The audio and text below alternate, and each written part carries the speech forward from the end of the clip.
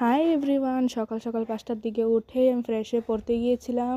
তারপরে ব্রাশ টাশ করে আমি উপমা দিয়েছে মা টিফিনে। আজকে খুবই হেলদি হয়, অনেকজনের ভালো লাগে না, বাট আমার ভালো না লাগার শর্তেও আমি খাই because it's healthy for weight loss. এরপরে আমার দিদন বাড়িতে গেলাম। দিদন বাড়িতে গিয়ে আজকে রায়তারা ছিল না, ওরা মামার বাড়িতে বেড়াতে গিয়েছিল। তারপর দিদন বাড়ির জানলার ওই পারে দেখছো একটা বড়ই গাছ আছে, কুল যেটাই বলো তোমরা।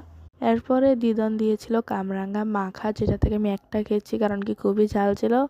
এরপরে মা কাটছিল ডাব, যেটাতে 0% শ্বাস ছিল, ভিতরে একটুও শ্বাস ছিল না, দেখো এতটুকু ছিল।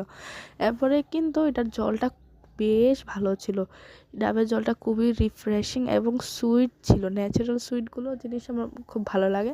তো এখানে বাইরে বসে খাচ্ছিলাম। ক্যামেরা কোয়ালিটি খুব খারাপ, আমি জানি, আমার ফ্রন্ট ক্যামেরাটা কী জানি হয়েছে, ভালো নেই এখন, আমি ক্লিয়ার করাবো। এরপরে চলে গিয়েছিলাম যে কুল গাছটা দেখিয়েছি তোমাদেরকে, মিন্স বড়ই পারতে দিদনের সাথে। আমি প্রথমে কয়টা এনেছি, তো প্রথম দিদনকে দেখলাম, দিদন বললো চল এখন আমিও পারবো। তো একটা জায়গা নিয়ে আমরা চলে গেলাম।